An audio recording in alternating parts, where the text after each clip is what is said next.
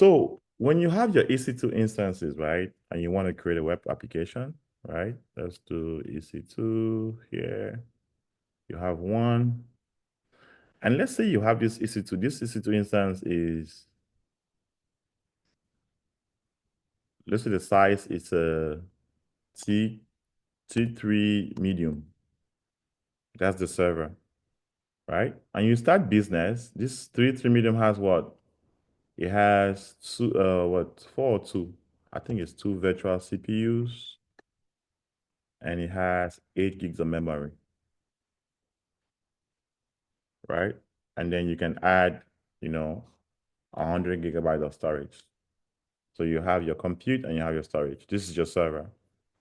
And then boom, you go create your website, www.isabel-fashion.com. That's the business that you started, right? That's your domain name. And so now you have customers. Where's my UML? Where is it? You have customers connecting to this site. I'm going to use more shapes. Where is it? Entity. Never mind. It's okay. I'm going to just use this. You have customers connecting to this site. I'm going to just replicate them. Right? These are all customers who are going online and buying from Isabel.fashion, right? They go to this site, and this site connects to this server. So this website is running on this server, right? It's running, what is it running? It's running Nginx, which is a tool to run a website. Nginx is a web browser, is a web protocol. All right, Nginx. And then since it's a simple site, it's also running some CSS pages and some HTML, right? That's the code that's running on this website. The content, the images of our website is stored where? You guessed it, in S3. In an S3 bucket. The database is stored here as well. So it's running a what? A PHP application, and it's running a MySQL database. All in this one server. All in this one small server. Then the images are stored here. The images that shows the fashion, the clothes, shoes that Isabel sells on her site is stored in an S3 bucket, right?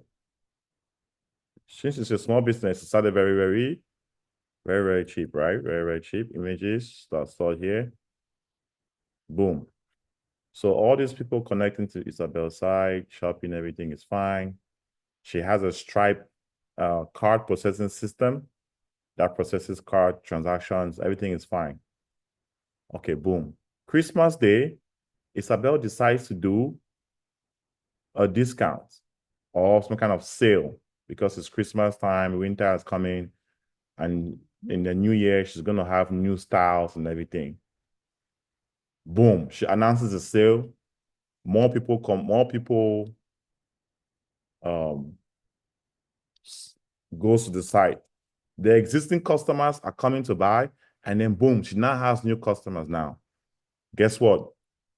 The site starts getting slow. Oh, Isabel, we're not able to buy. Oh, sorry, Isabel, I spelled your name wrongly. We're not able to buy. We're not able to buy. So it's not letting me check out my order. Oh my God, the sale ends in 48 hours. I need to order my stuff now. It's again slow. Why is it slow? Because it only has 2 CPUs and 8 gigs of memory. And then the database is on there as well. Because of so many orders, this space is getting full. What do? You go to the server. You go to the server and you run a top command. Boom. You see, oh, okay. The thing causing the highest CPU is what? Is Nginx, the protocol. That means that because it's Nginx that runs a web server, all these users connecting to this web server are coming through Nginx. Not the database is the issue. The web server is the issue itself because it's under too much load. All the load is going directly to the server. It's under too much load. So so what's the solution here? Let me ask you guys. Isabel, you can answer. I know it's your company. You have too many customers hitting your website. It's becoming slow. The database is almost full. You check the top command, you see that it's Nginx that is running 96% CPU. You cancel, you check df-h, df-h. You see that the disk is almost full because there are too many orders are being reached to the database. What do? What's the solution?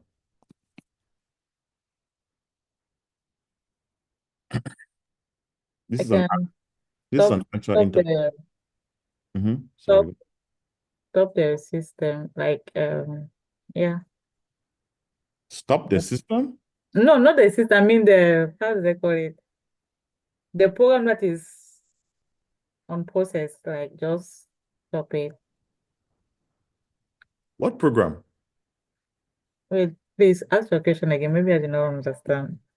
You're running the business, guys. It's not for only for Isabel. This question is for everybody. It's for everybody. Please let's contribute to this conversation, guys. Let's join in to talk together. um, you are you're doing business, and as we know, business is an ongoing concern. It's a continuous thing. Your website is slow because there are too many orders. You did a sale, right? You did the end of year sale in December, and people are shopping, and your database is almost full. You only have 100 gigabytes of space. People are ordering stuff online. You're so busy, you're making money, and because of the sale, you have more people coming up. People are complaining that, oh, it's slow. I'm clicking checkout, it's not going, it's slow. They complain to the online chat, they're complaining, they're sending you email, it's slow, it's slow. What do you do?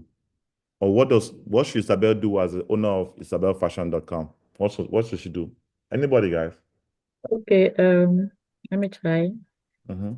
It's your company, so yeah. After running the top command, I will see what is going on first. If possible, add the memory and also go through after running the top command, you see the program that are not really useful for the meantime, you put it on hold or you just maybe cancel the process.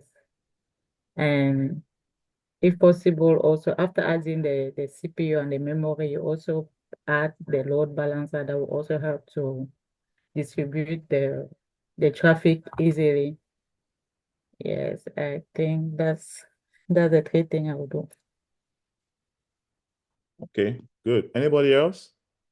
There's one keyword I'm looking. As she said, I was thinking also about the load balancer, but I want also to add that she can vertically scale the service by adding more servers to help Okay. Any to other help. answers? Yeah, it's correct. Both of you are correct. Any other answers? Auto scaling. Correct. Auto scaling. That's what we're going to learn today. Boom.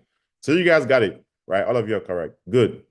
So, but Isabel said, add more memory. Business is going on. This site is currently running on the server. How do you add memory to a server that is running? It's like say you're driving a car and your car is running low on engine oil. You see it in the dashboard, engine oil is low. How do you add engine oil without stopping the car? How do you add memory without shutting down the instance? There's a method of auto scaling that you can have. Is it binary? I've forgotten the the technical word. No. You can have two servers and you distribute the traffic maybe That's what to we're going to learn today. There's two types of scaling. There's vertical scaling and there is horizontal scaling. Yes, that's the two word I was searching for. Yes. So what is vertical? Is vertical up and down, or side, or left and right? Up and down. Vertical is up and down, correct? Mm-hmm. Okay. So So that is okay. yeah, so let's take this vertical here, cut it, and put it here, and look for an icon. And vertical is up. That's vertical. While horizontal is adding more. So if you had an EC2 instance here, an EC2 instance is a T3 dot medium. That's the size of the instance. If you were to vertical scale this instance to the next size, what would it be? To the next size up, what would it be? Come on, guys. We do buy clothes now. We know now. We know our sizes. T6. What? Can you repeat again? You just What? get think. Use your brain. Use your brain. Use your big head. Look at this. The size of the instance is a T3 dot medium. So what is the next size up? T3 large. Sorry? T3 large. Perfect. T3 large. That's the next size up. T3 dot large. That's the next size up, guys.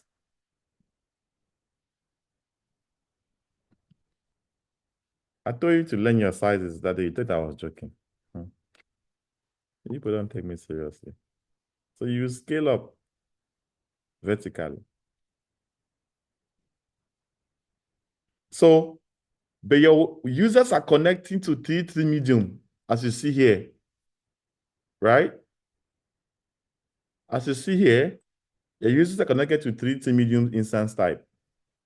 So how do you want to scale up? So horizontal scaling is a process of stopping the instance, right? Stopping the instance, stopping the instance, going into actions, and then click on modify instance, and then add it from and change the instance type from medium to large. That is vertical scaling.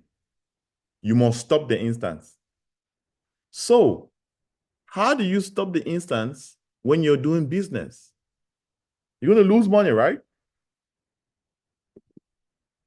Yes? Yeah, of course. Yes. So the answer is you don't. That's the answer. You don't stop the instance. You don't. Horizontal scaling is not used in the industry. Let me say it again. Horizontal scaling is not used in the industry because of this particular method of which you need to scale up the instance. You do not use horizontal scaling in the industry for this specific purpose. What do we use? We use horizontal scaling. So if we have T3 medium here,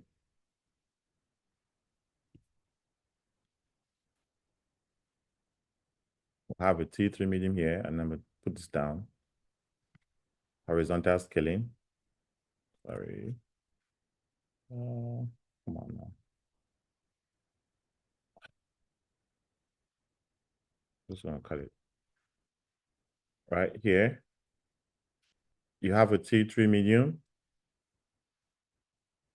and your business is running on this web server, running everything that you see here, and it's getting slow.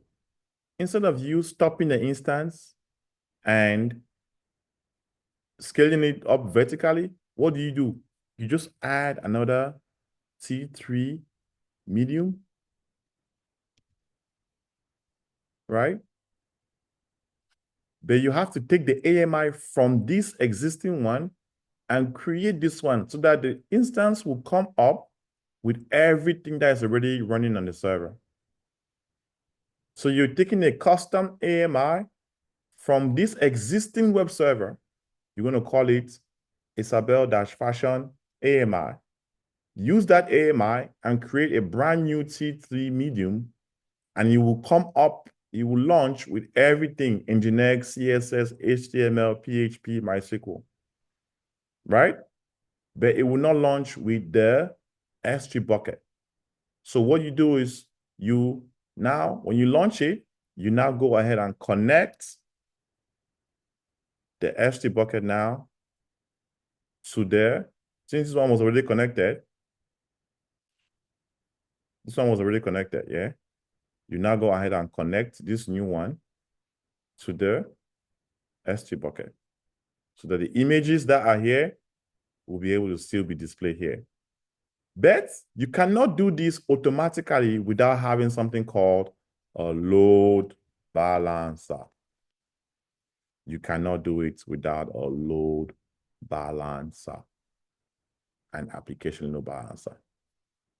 Because without the load balancer, how do you tell people or traffic, hey, I'm full, go here to server number 2.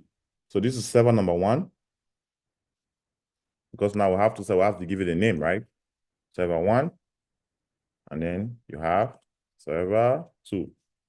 How do you control traffic? Everybody is trying to connect to isabelfashion.com. Well, isabelfashion.com might keep sending them here. But now you have a new server that can handle all the other requests for Isabel's business. So instead of you loading up this server, you have a load balancer, and then you now put isabelfashion.com behind this load balancer. So all the traffic that is coming in, right? Once they hit this website, www.isabel.com, where is their traffic going to go to? It's going to go to the load balancer. And the load balancer will now take the traffic and now spread it equally. I'm going to give you one request here, one request there. The next requests that come in, I'm going to give another one here. I'm going to give another one here. It's called round robin. Round robin. I give you work, I give you one task. I give you one task, I give you one task. I give you one task, I give you one task. So at any given point in time, nobody is doing more work than the other. If you have 50 requests being processed here, you might have 49 requests being processed here. The next request that comes in is going to go here to 50 requests.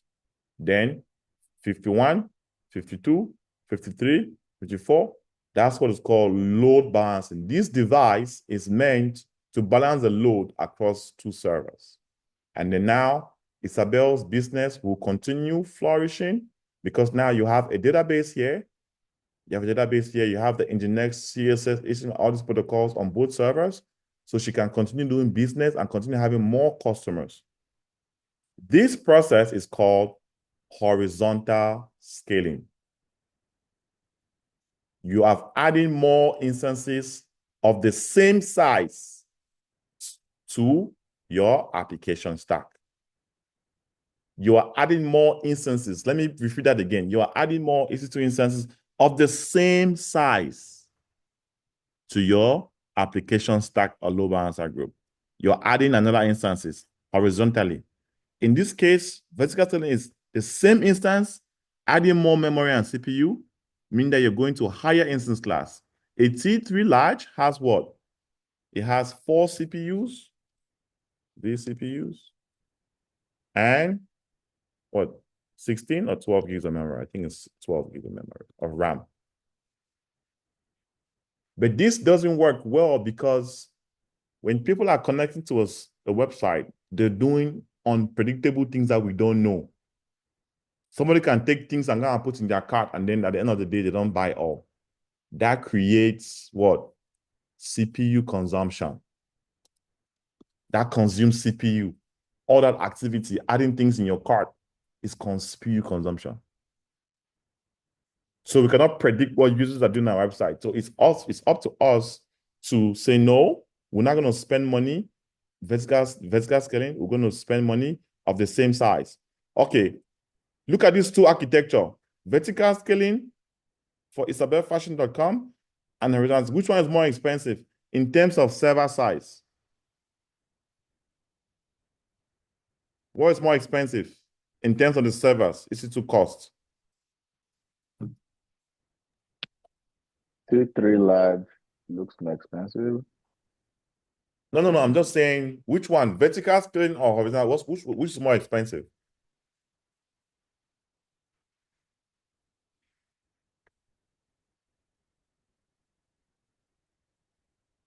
Hello? What's more expensive, guys?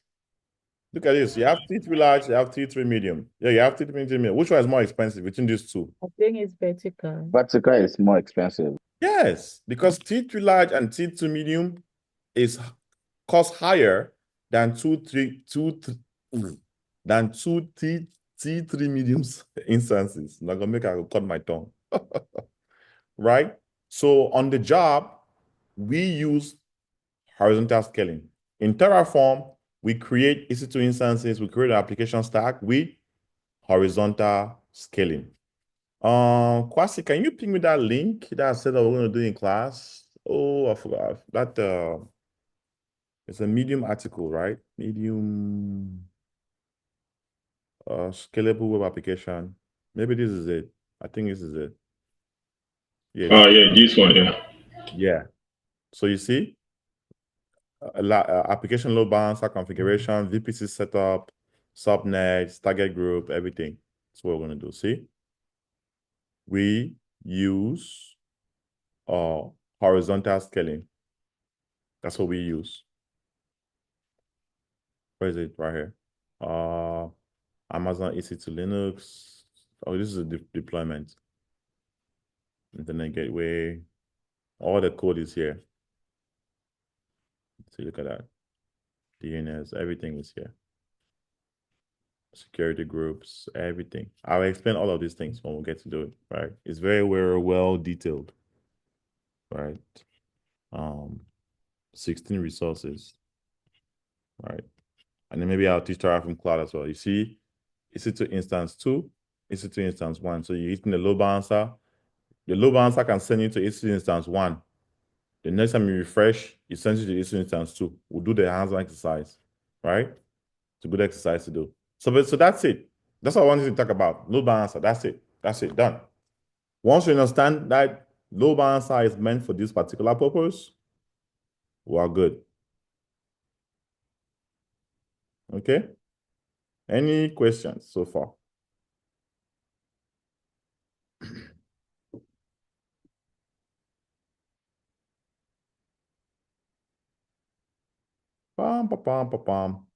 Any questions?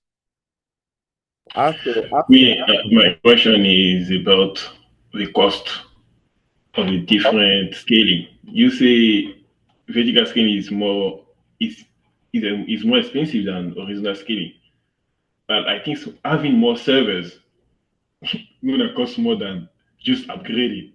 No. Passive. What's the price for T3 medium? Let's go to EC2 pricing. Good question. I want to clarify that because don't go to the job and go. Okay, let's look at the pricing. Where is the EC2 instances? On-demand pricing. Come on. Okay. What region are we going want to look at? US is one region. Linux, T3 medium. That's it. Right? What is that? Calculator. Calculator. Come on. Okay.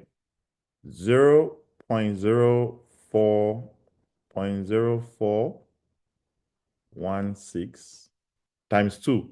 Yeah? Times 2 EC2 instances. That's the cost per hour. Right? It has 2 CPUs and 4 memory. That's the cost per hour.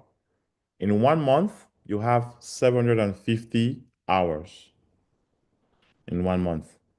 20 business days equals 750 hours. Oh, sorry, 30 days a month, which is the flat rate that we use, equals 750 hours. So times 750 hours times 30. No, that's wrong. No, that's wrong. Let's just use the calculator that is here. So T2 medium. Let's use the AWS simple monthly calculator. It has a pricing calculator, by the way, guys. Teaching you guys, you can create an estimate. If you're a solutions architect, this is your job, right? To create estimates.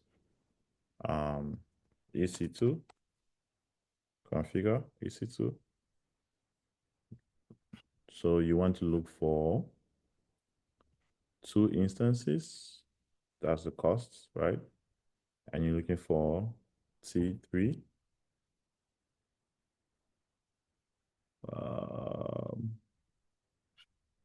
T, where's the family? T3, that's it. T3 medium, select it. Save and view summary. That's the cost per month. That's it. Monthly cost is $30 a month. For the whole year, it's $300 a month for 2 EC2 instances. Kwasi, you got it? That's the monthly cost, $30 for the year is this. Okay. Let's go back and do, oh, that's the thing there. If you go back now and you want to look at, let's go back. 1 instance of T3 large and 1 of T3 medium, and then T3 large. T3 medium, you add is $15. $15 a month, 1504, $15.04. That's the cost per month. And then T3 large is $30.15 per month. So 15 plus 30 is what? 45. 15 cents plus 4 cents. So it's $45.19 per month.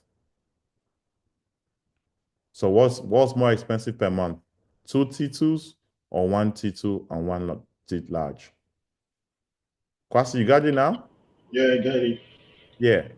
So that's The the first reason. one it was for 2 EC2?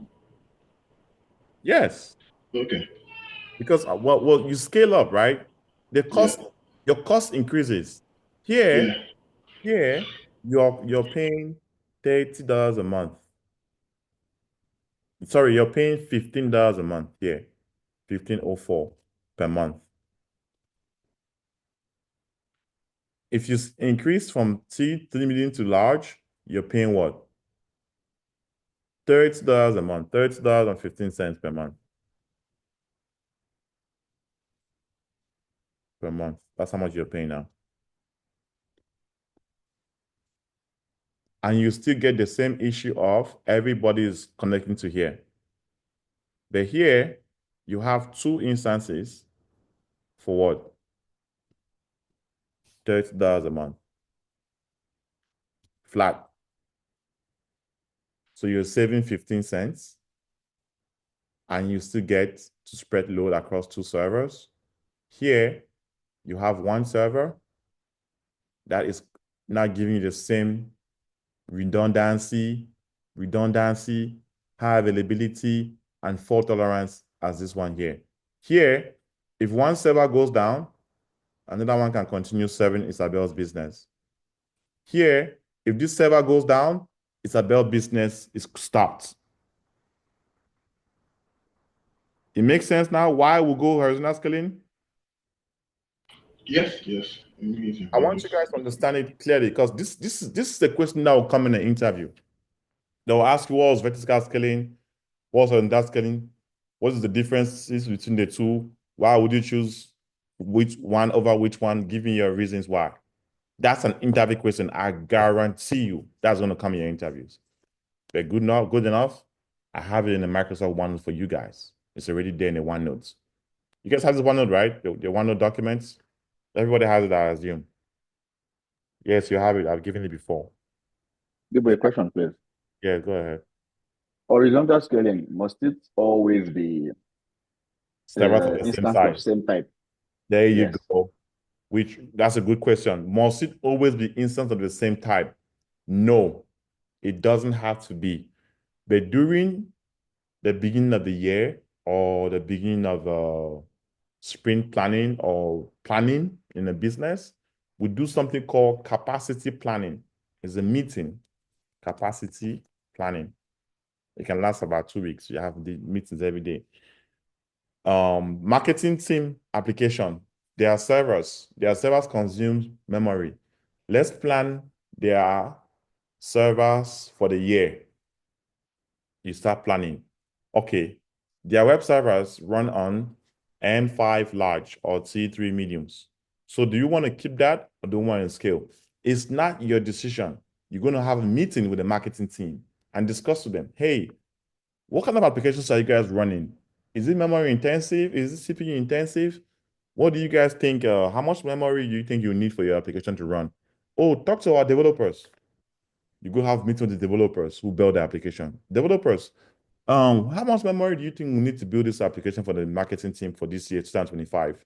I think we need about 8 CPU and 16 gigs of memory. That should be enough. Okay, boom. You go look at 8 gigs of memory and 16 CPU. You go look at 8 gigs of 8 CPU, 16 memory. Boom. What does it give you? Any family, any instance type. Boom. It gives you this following one. You go and pick M6G 2X large. No, you want 8 and 16. So either you do C6G 2X large or C7. 7G is a new generation, while 6G is the old generation. So based on your company policy, you can see here, the cost hourly is cheaper. If you do the old generation, it's 0.72. Boom. If your company doesn't want to go the new one, you choose the old one. Boom. And that's it. How many servers they're going to need for the whole year? You plan, they're going to need that maybe 10 servers. Memorial Day weekend, we're going to need more. We're going to scale up. Labor Day weekend, we're going to scale up. July 4th, we're going to scale up. Black Friday, they're going to scale up. You plan. You allocate those servers, you reserve it for them. Boom, that's it, done. That's how you decide if it's the same or not. Now, on Black Friday, you really have 10 C6G 2X large. Black Friday comes around, man, you're working for Nordstrom. Nordstrom has a wild sale. So many people are ordering. Final sale is too much. Are you going to add the same C6G 2X large? No, my brother. No. You're going to add what? Something higher, right? Maybe an M7G 2X large that has a higher memory. If it's a memory, that is an issue. When you go check the top command, oh, let me see. Is it CPU or is it memory? What's consuming the most? Oh, it's memory. Okay, it means we need more memory to serve the application. Okay, I'm going to go find a server that has more memory and I'm going to add it to that load balancer configuration. So you're going to come in and add a server that is not the same type as this one because the application is under stress at that particular point in time. You don't have time to be adding the same thing again. You want something with more memory, M7A.2X large immediately with 32 gigs of RAM. Because your company is making money on Black Friday and Thanksgiving Day, you want to sell So you're going to add an instance with capacity to handle the request. You don't want to drop requests. Guys, this is what the company makes money with. This is business. We're making money from customers who are putting orders. And because of a server, we're going to cancel customers' orders and lose money? You're fired. I don't care. Add a C10X large server, whatever you have to do. And this is what happens on those days. Christmas days, final sale, Macy's final sale. They add massive servers. You heard what happened with NVIDIA and DeepSeek AI, all this AI war that's going on. Why? They have huge machines with 2,000 gigabytes of RAM to handle all these ChatGPT tasks that's happening behind the scenes. ChatGPT servers are massive, very huge. One ChatGPT server has about 24,000 gigabytes of RAM. And it costs about $2 million a month for one server. That's what open. That's why ChatGPT is no longer free. You have to pay for it to have a subscription to it. I know it's not cheap, right? It's business. It's business. Don't think cheap when it comes to production and comes to business. Communicate with your team. Communicate with the team that owns the application. There's people that you have to communicate with. The owners of the application is the marketing team. That's the owner of the application. They're doing marketing. They own the application. And then also work with the developers who develop the application. They know how much memory the application needs. They know how much memory the application consumes. But you cannot make a decision unless you talk to both of them. And then you go now in your Terraform code and you go put this instance type in your Terraform code and you hit Terraform apply. It applies, it joins the load balancer, it comes up with the same AMI that was created, guys. And then now, because the load balancer now detects that, hey, there is a new server in this group that has more memory, I'm going to transfer most of the load to this guy to process so that these guys can be relieved from pressure. And now you now see customers, oh, I was able to try. I refreshed my screen. I was able to order my stuff. Oh, I'm so happy. Yay, I bought my stuff. That's how it happens. Okay? Retail companies, Macy's, Nordstrom, Amazon.com, Neiman Marcus, Saks Fifth Avenue, Best Buy, Walmart, Target, Costco, all of them go through this process every single year. They go through this process every single year. They go through it. Okay? These are good questions. Any more questions for me? I like it. These are very, very great questions. Ask me more. I'm very, very excited, guys. You guys are understanding this stuff. This stuff is important. Once you understand load balancing, man, I think you can pass any interview, to be honest with you. Yeah, to be honest with you, because load balancing can be a difficult topic, but once you understand it, the concepts about it, this is the questions they're going to ask you. Why would you choose horizontal scaling over vertical scaling? Give me your reasons why. Which one is better? Which one is cheaper? It all depends. It all depends on the application type. How many users are connected to the application, right? All those things. Okay? Cool. So we can go to the notes if you guys want. There's actually formal notes about this stuff, right? This is the storage that I was talking about, right? This 100 gigabyte storage that you saw here, right? Behind the instance. It's called EBS. It's called Elastic Block Store. Elastic Block Store is the persistent block storage, the disk for EC2 instances is called EBS volumes.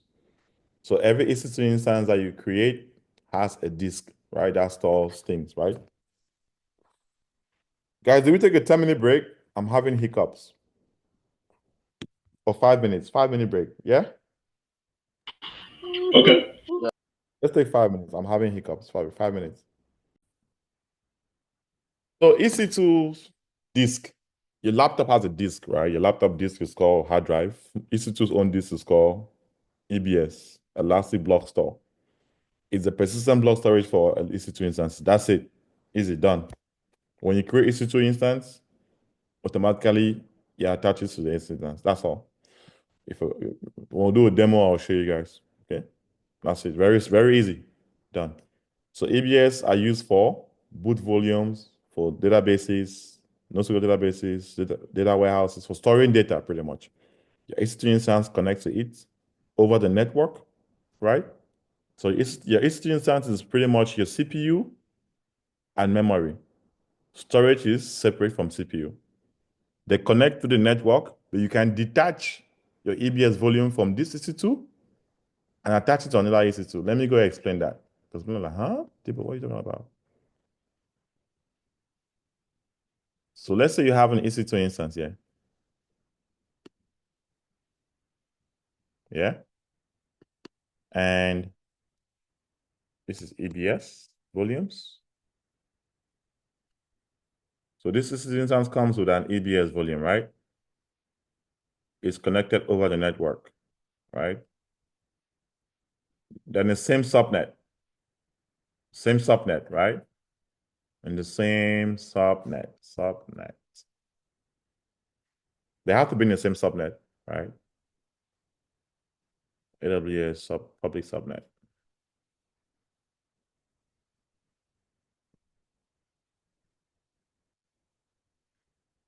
Right? That's it. Boom. Like that, right? And then boom. From nowhere, Kwasi come with his wahala. Isabel, Masa, I like your website there. I like your business. Can you give me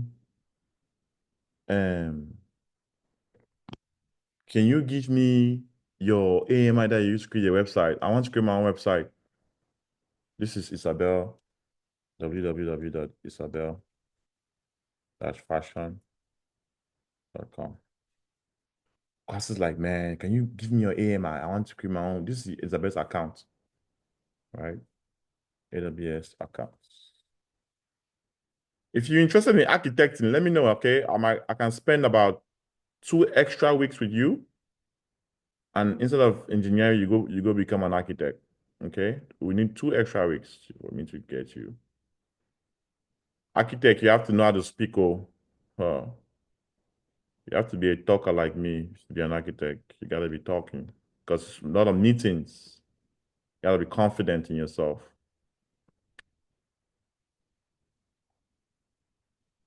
This is Isabel's account.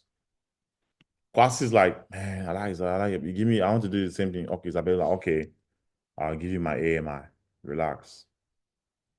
Because he wants to go and do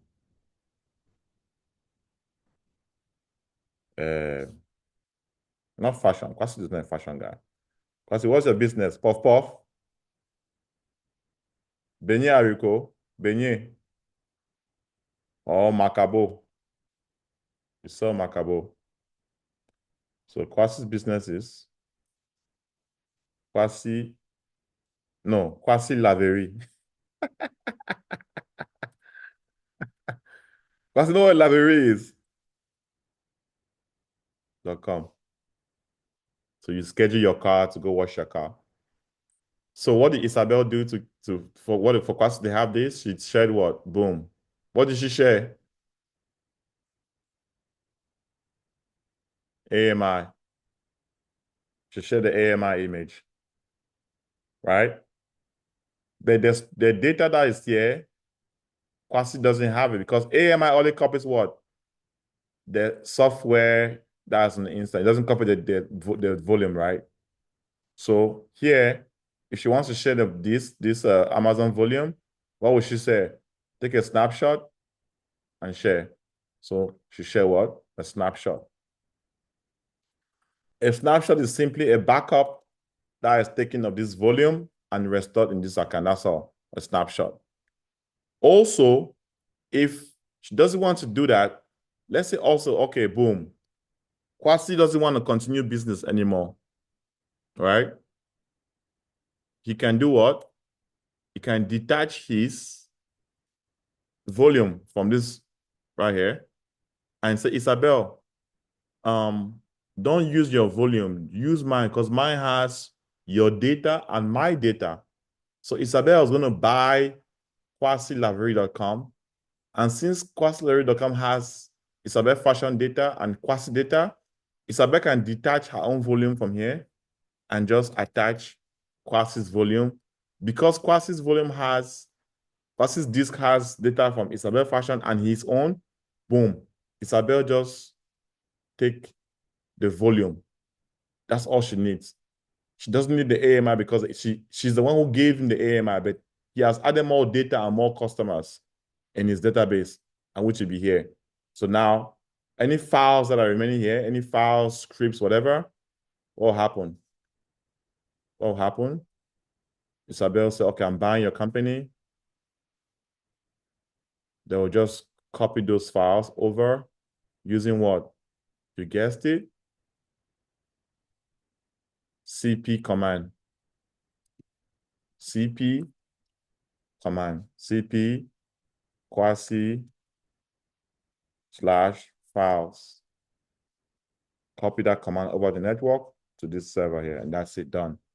Isabel bought the business. Now it's Isabel Fashion and Quasi Lavery, and this business is terminated. So you can detach a volume and attach it here, and detach any volume and attach it. It's like a battery of the car. Because we have the same car, EC2, I can remove the battery of my Honda and put it in your Honda, or in a Toyota, or in a Nissan. As long as those cars use the same battery, I can put it in any of those cars. That's what an EBS volume is. That's it, done. Any questions? It has to be within an availability zone though, right? It's persistent independent of the EC2 instance. Okay? You can attach multiple EBS volumes to an EC2 instance. You can have one for the boot volume, one for data, one for marketing department, one for HR, right? You can have multiple volumes, right? So if this is that it's in US is 1A. This volume is in US is 1A. US is 1A and US is 1A. Okay? So that's it. These are all nodes. You can back up on the volume as snapshots like we talked about. They're designed for 99.99% availability. You can place them in a specific availability zone. It's a block level storage and it's used to create storage volumes and attach them to EC2 instances. It's used in multiple cases, file systems, databases, or any block storage use cases. Take note, guys, you do not store pictures, videos in EBS volumes. What do you use that for? You use S3 because S3 is an object storage, okay? S3 is object storage, while EBS is block storage. Block storage. Okay? Yes?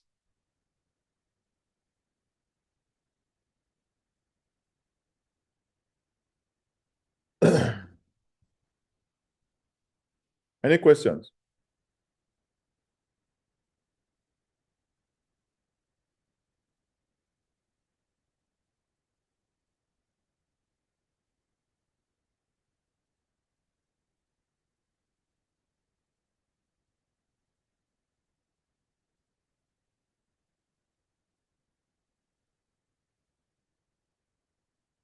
Any questions, guys? Please ask me.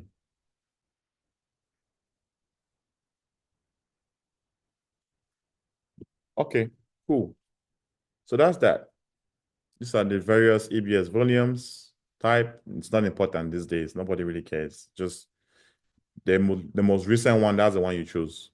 Don't focus on that. You can encrypt the volumes using encryption, right? Encryption is a way to secure the disk so that people who don't have access cannot open the files, right? For example, the IRS has your private information on there, so you shouldn't be using a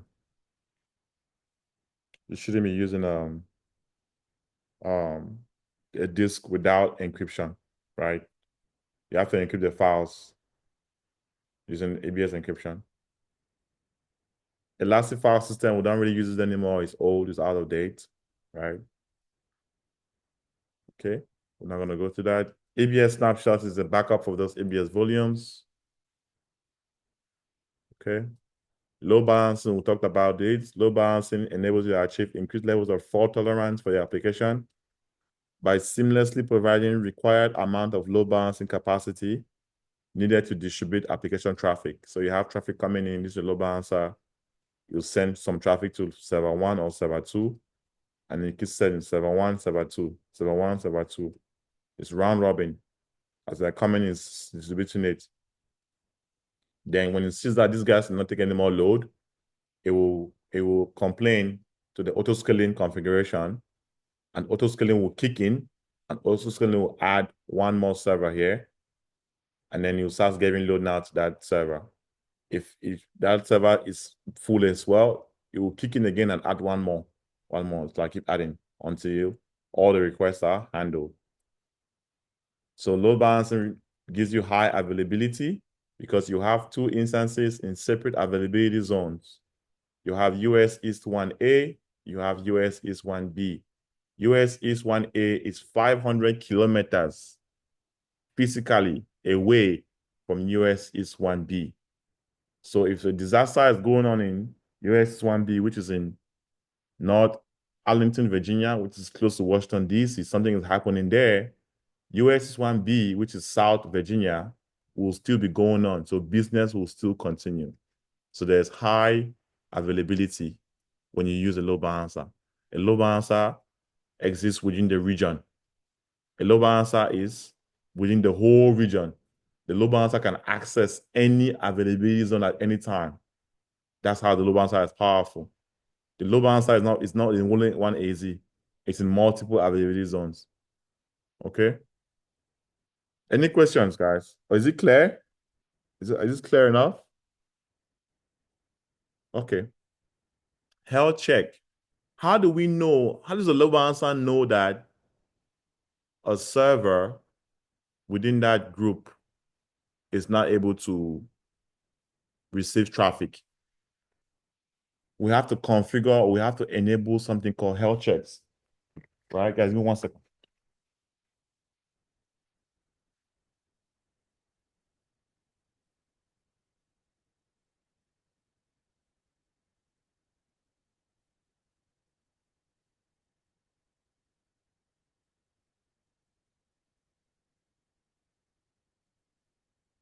You have to configure health checks, right? The health check is just something that will detect that, hey, this server is running high on CPU, it's 82% or 100%, right? So it means we don't have enough capacity. Let's go ahead and add more servers. That's what the health check does. A last load balancer can detect the health of an Amazon EC2 instance. When it detects an unhealthy EC2 instance, it will spread load across the remaining instances and no longer route traffic to the unhealthy instance. So what's an unhealthy instance? An unhealthy instance is something that maybe has disconnected from the internet, right? The disk is full, CPU has reached 100%, it can no longer receive any more traffic, right? So what happened? When you discuss, and let's say the load balancer says there's supposed to be 3 instances in this group to serve our application. 3 instances, right? And then 1 goes down. Because the minimum is supposed to be 3, the load balancer will send a trigger to auto-scaling. Auto-scaling will add 1 more instance. And then they will mark this one unhealthy, and they will retire it. But this is a question that will ask you in the interview. Everybody pay attention to this question. They'll say that you have 3 instances serving your application behind the load balancer. The minimum capacity that you're supposed to have is 3 EC2 instances. Stay with me. It's 3 EC2 instances that you're supposed to have. That's the minimum capacity that you're supposed to have for that marketing application. Now, one instance has become unhealthy, high CPU, no internet, disk is full. It has become unhealthy, and the load balancer detected it on time. But before it went unhealthy, there were some requests that were on this server being processed.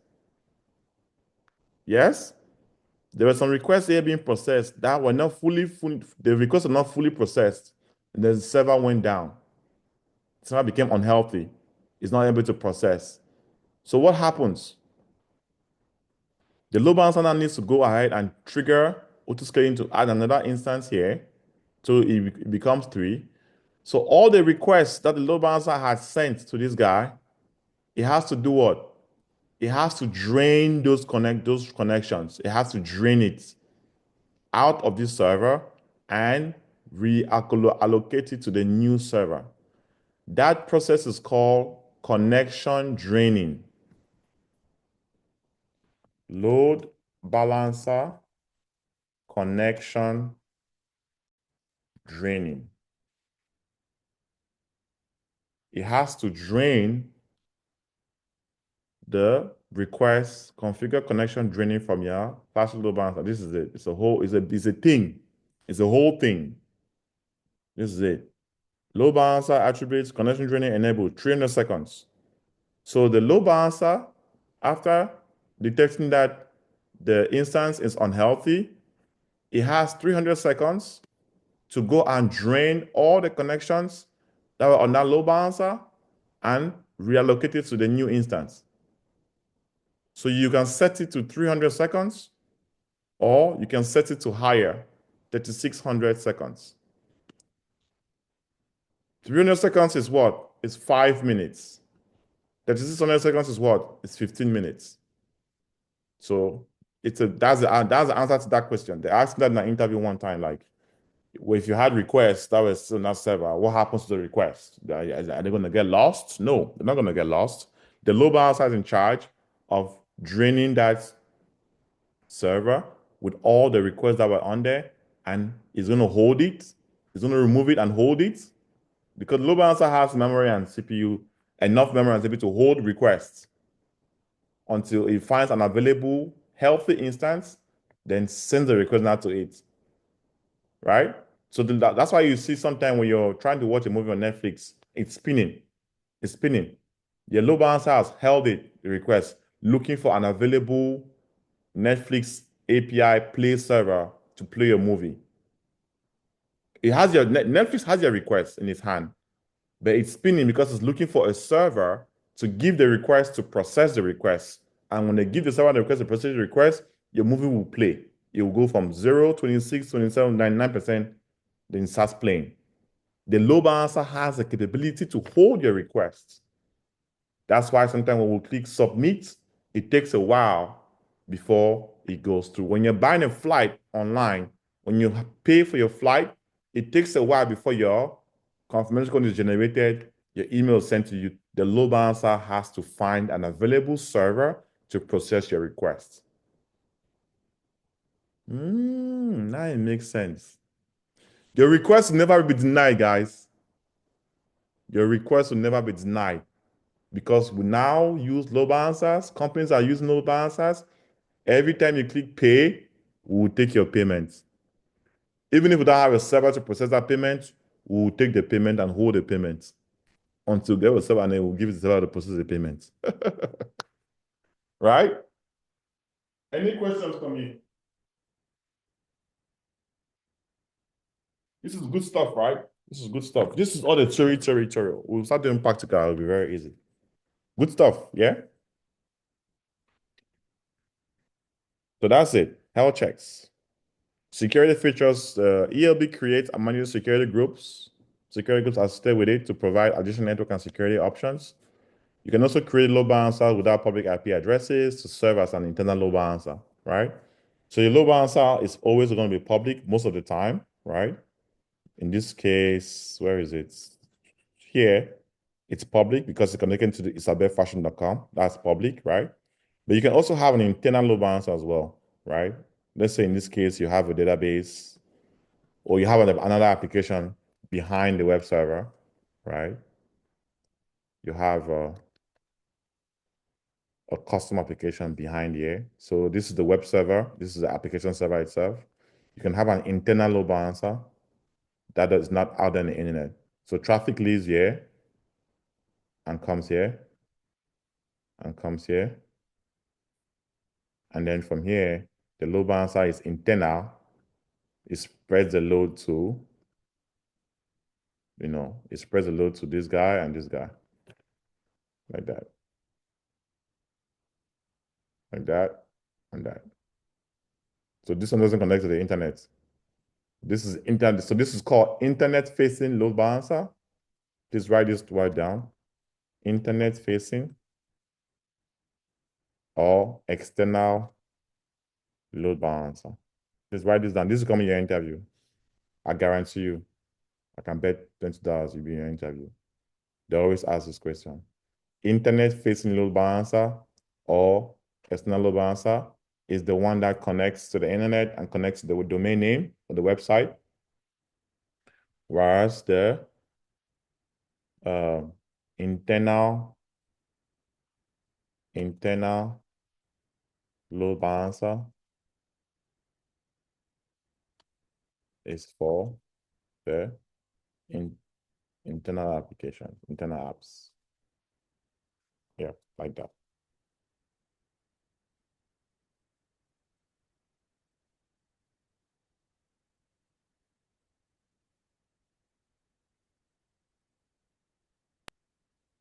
Give a quick one. Yes. I know there are different type of load balancers, like the application, like you rightly have it there, and Yes. there's a network load balancer. Yes. So are we going to say all the external are all application load balancers and all the internal are network load balancers? No. Or they can be used? Okay. No, that's a good question, but no. I'm going to say AWS load balancers. I'm going to give you guys a reading assignment. A last load balancer at Amazon, yeah. Get started with ELB. Documentation.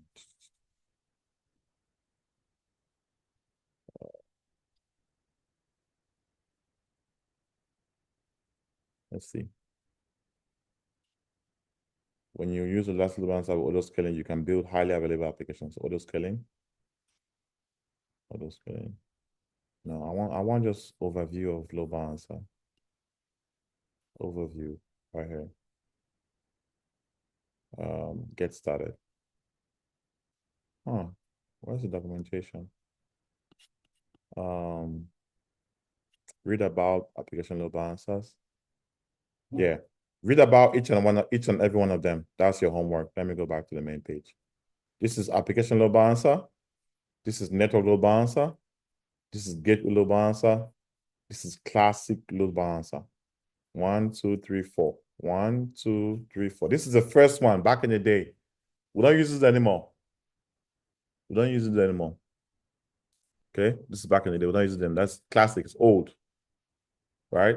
Then after this came this application, the most popular one. We use this every single day. This is what we use. Internet facing, doesn't matter. It's just depending on how you connect it. If you put this application number in a public subnet, it becomes external. If you put it in a private subnet, it becomes internal. That's the difference. Internal load balancer, private subnet. External load balancer, public subnet. Done. Easy. Network load balancer is for applications that require high network bandwidth. Sub-second, millisecond latency. Fast. You have to have a network load balancer to spread the bandwidth to the application so that it will run fast. Very, very rarely do many people use it. Things like Verizon, AT&T, they use network load balancers. Spectrum, because they share what they have to share. They have to share internet to us. So they have to spread that bandwidth that they have. They have, I don't know, 10 gigabytes per second, but they only give us 100 megabytes per second.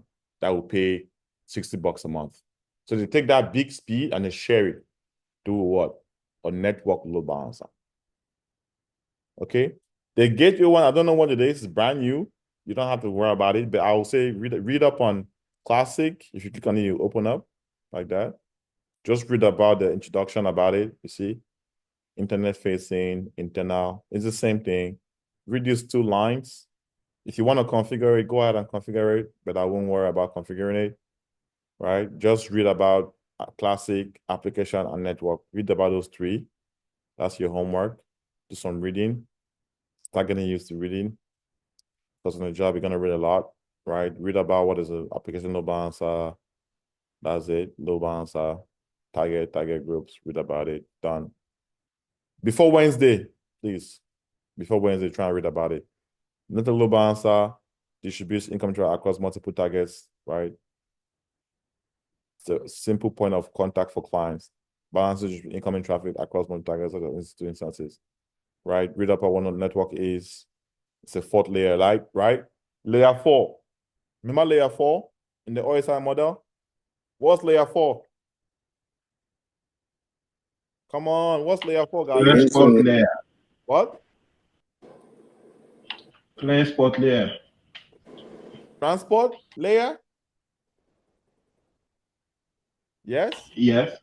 Yes, you're correct. Now you guys are your SRE engineers. You should speak with confidence, right? Believe it, right? Transport layer. What transports the packets or the requests?